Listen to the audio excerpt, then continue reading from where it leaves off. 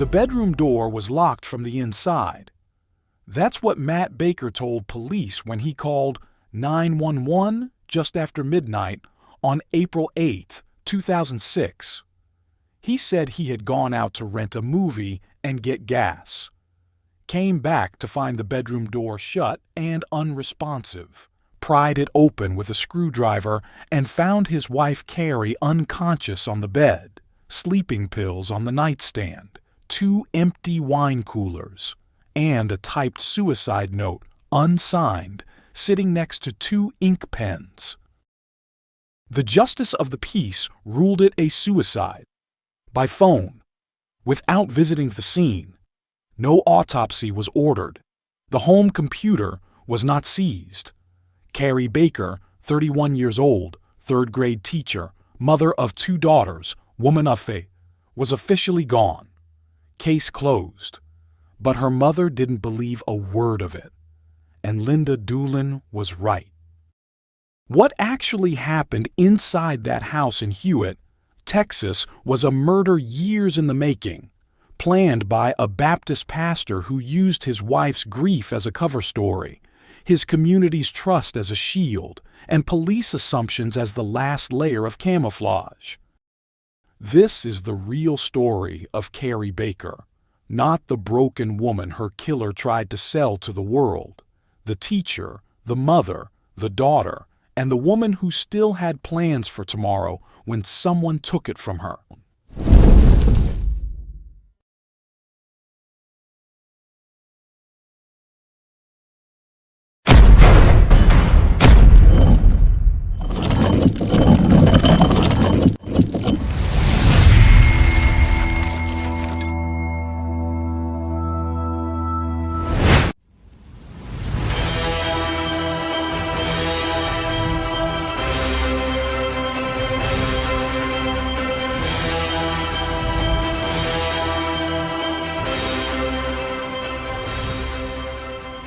Unreal True Crime launches its new book, Unreal True Crime, Latin edition.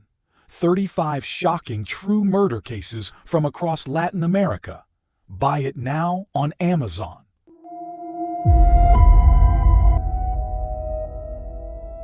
Carrie Lynn Doolin was born on August 13, 1974, in Salt Lake City, Utah. Her family eventually settled in Waco, Texas, where faith, education, and community formed the backbone of daily life. She graduated from Waco Christian High School in 1993, enrolled at Baylor University, and later earned a master's degree from Dallas Baptist University. She wanted to teach. She was building toward that with focused, deliberate ambition. People who knew Carrie used the same words over and over. Outgoing, warm, present. She remembered details. She showed up. She was the kind of person who made a room feel occupied just by walking into it, not someone who drifted through life waiting for direction, someone who had her own. In the summer of 1994, she was working as a counselor at a Baptist day camp near Waco when she met Matt Baker. He was 23, she was 20. He was articulate about faith, easy with people, heading to seminary. Her parents liked him immediately. Within 3 months of meeting, they announced they were getting married. The wedding was at the Doolin family home. Fast, almost startlingly fast. But no one in their world saw anything to worry about. He was a man of God. She was in love. Everything seemed to be falling into place. It is worth pausing here on that word, trust. Carrie Doolin came from a world where trust in community, in faith, in the people around you, was the foundation everything else was built on. She had no reason to doubt what she saw in Matt Baker. He fit every category her world said to look for. That trust, the trust of a young woman who believed she was marrying a man of character, becomes the most painful undercurrent in everything that follows. Matt enrolled at Baylor's George W. Truett, Theological Seminary and pursued his calling as a Baptist minister. Carey taught third grade at Spring Valley Elementary and later added adjunct teaching at Tarleton State University. They had 3 daughters, Kinsey, then Cassidy, born about 18 months later, then eventually Grace. From the outside, the Baker family looked like everything a church community could hope for. Matt was gifted at the public version of himself, charismatic at the pulpit, approachable with parishioners. The kind of pastor people brought their private crises to. He served at Crossroads Baptist Church in Hewitt and also worked at the Waco Center for Youth. Parents trusted him with their teenagers. Young women in difficult situations sought his counsel. Behind that image, a very different life was being lived. But in this period, almost no one had reason to see it. In 1998, the baker's daughter Cassidy was diagnosed with a brain tumor. She spent nearly 90 days in treatment. She came home. On March 22, 1999, Matt found her not breathing. She was rushed to the emergency room and did not survive. The loss shattered Carey. She sought counseling almost immediately with a therapist named Joanne Bristol. She wrote her daughter's name across her Bible. She prayed through the darkness. Her therapist later testified that in the entire year after Cassidy's death, Carey had never been suicidal. She was devastated, yes, but steadily improving. She had grace. She continued teaching. She kept going. That grief was real. It stayed with Carey for the rest of her life. But what would happen later was that the man who was supposed to protect her would weaponize the most painful chapter of her life as a cover for her murder. The Baker family continued to function publicly. Matt preached, counseled, showed up where he was supposed to. Carey taught, mothered, and rebuilt herself after Cassidy. Nothing visible suggested anything was wrong. But investigators who later reconstructed this period uncovered a very different picture. Multiple women connected to Matt's church life, and his college years later alleged inappropriate contacts spanning his adult life. He visited pornographic websites on computers provided by the Waco Center for Youth, then a church-supplied laptop. He moved through ministry positions with an unsettling frequency. He had been pursuing affairs or attempting them for years. And according to Vanessa Bulls's later testimony, Carey had never had a clue. Matt had told Vanessa this himself, with something that sounded like pride. In late 2005, a young woman named Vanessa Bulls came to Matt Baker for pastoral counseling. She was going through the collapse of her marriage, frightened and vulnerable. Matt was attentive, sympathetic, available in all the ways a pastor is supposed to be, and in some ways a pastor is not. By late February 2006, the counseling had become an affair. Vanessa later testified that Matt spoke about Carey with contempt, calling her depressed, lazy, disliked by her own daughters. He said Carey had never suspected his previous affairs. He framed Vanessa as his future and Carey as a problem to be solved. Then the conversation shifted to something darker: how to solve her. According to Vanessa's testimony, Matt discussed multiple methods for killing Carey: tampering with her car brakes, a drive-by shooting, staging a hanging. He evaluated each and rejected them before settling on a staged overdose. Carey used sleeping pills for anxiety. She had documented grief and a therapy history. A death by overdose would be believable to almost anyone who looked. The first attempt came weeks before Carey died. Matt crushed pills into a milkshake and gave it to her. She noticed something wrong with the taste and set it down. He wasn't deterred. Prosecutors later found an email from Matt to Carrie around that time, offering to make her a better drink with more chocolate. Around the same time, Carrie discovered crushed pills in Matt's briefcase. He told her children at the Waco Center for Youth had placed them there. She knew the explanation didn't hold. She told her therapist she feared Matt might be trying to hurt her, then pulled back from that statement when pressed, the way people sometimes do when the truth feels too dangerous to name. In her Bible, in the final weeks of her life, Carrie wrote a prayer asking God for peace and protection from harm. She wrote that she didn't understand what was happening with Matt. She was afraid, and she was right to be. She was also, in those same weeks, interviewing for a transfer to a junior high teaching position, and excited about it. She had talked to her therapist about starting a support group for mothers who had lost children. She was building toward a future. She was not a woman who had given up. On the evening of April 7th, Carrie put her daughters Kinsey and Grace to bed. The house in Hewitt went quiet. 2 little girls asleep in rooms just down the hall. According to Vanessa's testimony, Matt had prepared carefully.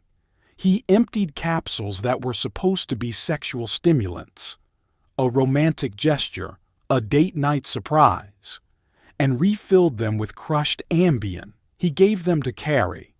As she began losing consciousness, he handcuffed her to the bed.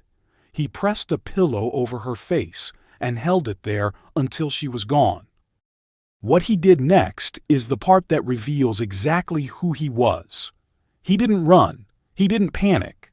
He sat down and typed a suicide note. He ran Carrie's fingers over it. He placed the nearly empty Unisom bottle on the nightstand. 1 pill inside, 2 more set out beside it, 2 empty wine coolers, and 2 ink pens right next to the typed, unsigned note. Pens he left out because their presence made the scene look more natural to him, even though their presence would later make it look staged to anyone who stopped to think about it. He locked the bedroom door from the inside. Then he left the house. His credit card records show he rented a movie at 11:50 p.m. He got gas. He came home. He called 911 just after midnight, telling the dispatcher he had found the door locked, pried it open with a screwdriver, and found Carrie on the bed. He said she had been naked, that he dressed her while on the phone, while simultaneously moving her and attempting CPR. Emergency responders arrived to find Carrie wearing a t-shirt and underwear. They could not revive her. Carrie Lynn Baker was pronounced dead. The justice of the peace ruled the death a suicide without visiting the scene. No autopsy was ordered. The home computer was not seized. The wine cooler bottles were handled without gloves. No one checked when the note had been typed or on which device. Matt Baker was a Baptist minister in visible grief. The scene fit his story. The case was closed. Carrie's mother was not satisfied. The typed, unsigned note sitting beside 2 pens bothered her. The rushed funeral, pushed to Monday, 2 days after the death, bothered her. Matt's composure bothered her. Then she noticed the phone calls. Linda had been paying for Carrie's cell phone. After Carrie died, Matt gave that phone to Vanessa Bowles. Linda began seeing calls, dozens of them, between Matt's number and her dead daughter's phone. In the weeks following Carrie's death, approximately 180 calls. Some days, as many as 17. 2 weeks after the death, Vanessa Bowles appeared at one of the Baker daughters' birthday parties. In the house, Carrie's photographs had been removed and partly replaced with photos of Vanessa and her child. Matt and Vanessa were later seen shopping for engagement rings with the Baker children. This is the detail that often gets lost in the broader story of the investigation. Matt Baker moved on in days, not weeks, not months, days, while Carrie's parents were still absorbing the shock of losing their daughter, while Carrie's daughters were still trying to understand why their mother was gone. Matt Baker was giving Carrie's phone to another woman and planning his future. That behavior, prosecutors would later argue, was not grief. It was someone who had been waiting for this moment. Linda Doolin hired Bill Johnston, a former federal prosecutor, and a team of investigators. They were going to find out what happened to her daughter. Johnston's team documented Matt's pattern of behavior toward women across years of ministry. They traced internet searches made on a computer at the Waco Center for Youth, for buying Ambien without a prescription, and researching sleeping pill overdose methods. They found Vanessa Bowles. Eventually, after investigators had built enough to make her continued silence too costly, Vanessa agreed to cooperate in exchange for testimonial immunity. She told prosecutors everything Matt had told her. The criminal case had initially been dropped. Prosecutor Crawford Long concluded the forensic gaps made a conviction too uncertain, but the civil wrongful death lawsuit Linda Doolin pursued forced Matt Baker into a deposition, under oath, on camera. He described dressing Carrie, moving her, and performing CPR, all simultaneously while on the phone with 911, within a window prosecutors would later call physically implausible. He denied the affair. That deposition video would later be played for a jury. Carrie's body was exhumed and autopsied. Because the body had been embalmed before any forensic examination, the pathologist could not establish precise dosage or timing, but traces of Ambien, Unisum, and alcohol were found in muscle tissue. One forensic pathologist identified a mark on Carrie's nose, consistent with pressure from a soft object. The manner of death was officially changed from suicide to undetermined. Matt Baker was arrested a second time, and this time the case went to trial. The trial opened in Waco in January 2010 and lasted 7 days. The prosecution admitted up front that the original investigation had been flawed. No computer seized, no autopsy ordered, no proper evidence collection. They were not pretending the case was tidy. They were asking the jury to look at the total picture. That picture included the affair, the computer searches, the contradictions in Matt's statements, the deposition video, Carrie's job interview on the day she died, her therapist's testimony that she had never been suicidal, and her own handwriting asking God for protection just 5 days before her death, and Vanessa Bowles on the stand describing in detail the plans, the capsules, the handcuffs, the pillow, the typed note, the staged scene. The defense attacked Vanessa's credibility hard. She had lied before, changed her story, had reasons to protect herself. Prosecutors countered that her testimony was credible precisely because it exposed her. No one building a self-protective lie would have constructed that particular story. Matt Baker did not testify. After more than 7 hours of deliberation, during which jurors asked to see the deposition video again and requested a transcript of Vanessa's testimony, the jury returned a verdict: guilty of murder in the first degree. Matt Baker was sentenced to 65 years in Texas State Prison. How the first hour almost buried the truth. This case is a textbook example of what a contaminated death investigation costs, and how permanent those costs can be. When the justice of the peace ruled Carrie's death a suicide by phone, The body was embalmed before any autopsy, destroying the most precise toxicological data available. Exact blood concentrations of Ambien or any other substance. The numbers that could have definitively proven forcible drugging were gone before any investigator ever looked. By the time the body was exhumed, pathologists could confirm traces of Ambien, unisum, and alcohol in muscle tissue, but could not establish dosage or timing with prosecutorial precision.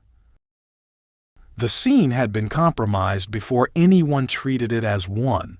Wine cooler bottles handled without gloves. The home computer never seized, meaning no one ever determined when the note was created, on which device, or whether the household printer had produced it. 2 pens sitting beside a typed, unsigned note were photographed and noted, but never adequately explained by the defense. What the prosecution retained: lividity photographs showing a post-mortem blood pooling pattern inconsistent with the position Matt described, suggesting Carrie had been moved after death. A mark on her nose, documented in autopsy photographs, identified as consistent with pressure from a soft object. Computer records from the Waco Center for Youth showing searches for purchasing Ambien without a prescription and researching lethal overdose thresholds. Not a clean forensic case, but enough of a pattern that a jury could follow it. The deeper lesson is stark. The original ruling nearly made this a perfect crime. It was not science that cracked it open. It was a mother who kept paying her daughter's cell phone bill after she was gone, noticed something, and refused to let it go. The anatomy of a double life. No clinical diagnosis of Matt Baker is part of the public record, and this channel does not diagnose anyone. But the behavioral pattern documented across his trial record is specific enough to examine closely. Matt Baker built his entire public identity around moral authority: pastor, counselor, seminary graduate, grieving father. Every role depended on trust, and he cultivated that trust not as a byproduct of character, but as a deliberate mechanism. It gave him access to vulnerable people, to private information, to situations where his word went largely unchallenged.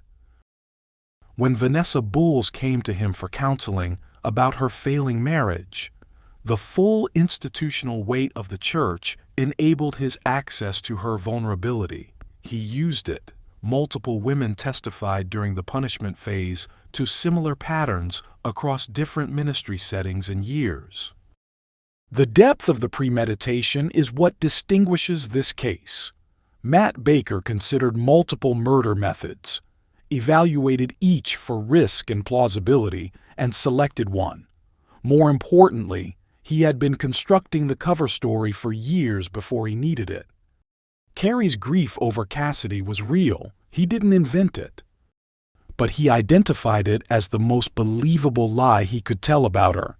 And he had been reinforcing that narrative to anyone who would listen long before April 2006. Grief is invisible from the outside.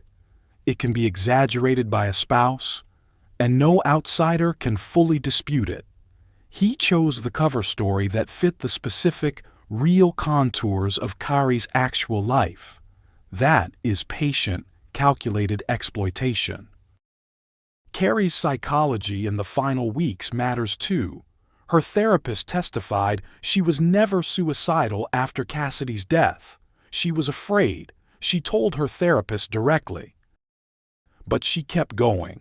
Job interviews, plans for a support group, prayers for protection. That is not a woman who had given up. That is a woman who felt danger and was still trying to find the door out. The typed note and the 2 pens. There is almost always one detail, one small, specific thing that makes the whole architecture of a lie visible at once. In the Carrie Baker case, that detail is the 2 pens. Matt Baker typed the suicide note, and he typed the signature too, because a handwritten signature on a typewritten note from a woman sitting next to 2 working pens would have raised an immediate question. So he typed all of it. Then he left the 2 pens out on the nightstand anyway. A woman who owns 2 functional pens, sitting on her own bed, choosing a keyboard for her final words. It only seems invisible until someone with reason to look actually looks. Linda Doolin looked. This case came within hours of being a perfect crime, not because Matt Baker was a genius, but because the systems that should have caught the inconsistencies chose not to engage with them. A justice of the peace who ruled by phone, a scene processed as a tragedy instead of a potential crime scene, a community that extended the benefit of the doubt to a man who had learned over many years to weaponize exactly that kind of goodwill. What broke it was not a forensic breakthrough or a detective's instinct. It was 180 phone calls to a dead woman's number. It was engagement ring shopping with the Baker children 2 weeks after the funeral. It was Linda Doolin with a legal pad and the unshakable knowledge that the story she was being told did not fit the daughter she had known for 31 years. As of 2025, Matt Baker still maintains his innocence from a Texas prison cell. His maximum release date listed as December 2074. Carrie Baker was 31 years old. She taught hundreds of children to read. She survived the death of a daughter and chose to keep going. She was interviewing for a new teaching job on the last day of her life, and she was excited about it. She was not the woman Matt Baker tried to bury her as. And the most durable thing this case produced is the court record, the verdict, the transcripts, the documented truth of who Carrie Doolin Baker actually was, preserved in a courthouse in Waco, Texas, for anyone who wants to know.